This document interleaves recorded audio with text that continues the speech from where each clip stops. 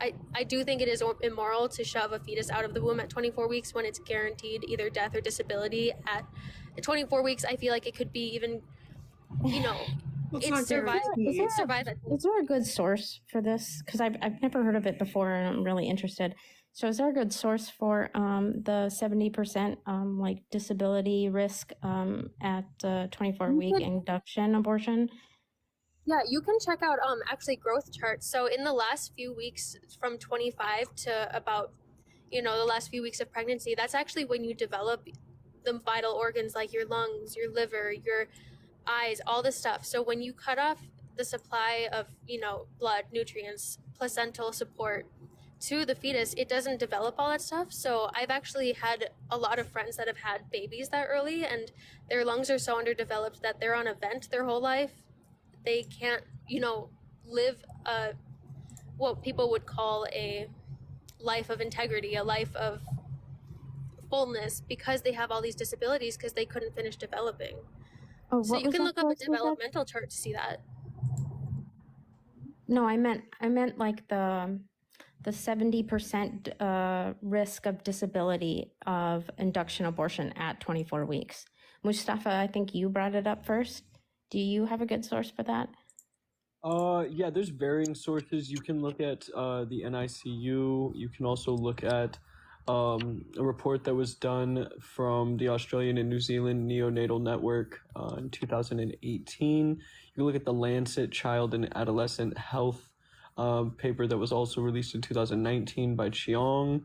You said NICU, the NICU? Well, yeah. So reports that come from the NICUs, right? Not. These are going to be reports that are being taken from NICUs where children are going to be after they're induced, like after labor's been induced, they're placed in the NICU, and then reports that come from the NICUs that are going to be taken again via, like, there was an Australian and New Zealand neonatal network paper that was done in a report that was done in 2018. Which was published by Chow, was the doctor in which, or expert in which, that did the report. And then there was a Lancet report, which the Lancet is one of the most highly acceptable sources, like within like the, I don't know if it's the world or if it's within the country when it comes to like study. So this is 70% chance of disability.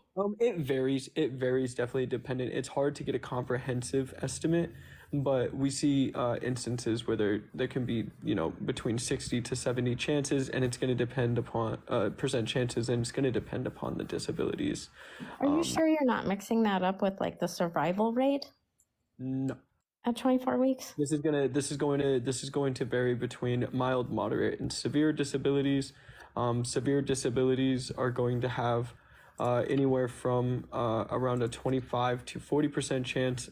Moderate ones are going to have anywhere between the 60 to 70 mark, and then mild it's hard to get a comprehensive number on that, because those can literally just be simple, basic things like speech impediments and things like that. But when we're talking about like severe problems, we're talking about things like cerebral palsy, children having a percentage of being blind, moderate, severe disabilities, that will impact them for the rest of their lives. All of these things that are just going to have a general impact on their condition standard of living, which I would say is still going to be an entailment of like a problem. I don't think it would be like justified, right? Like deafness, right?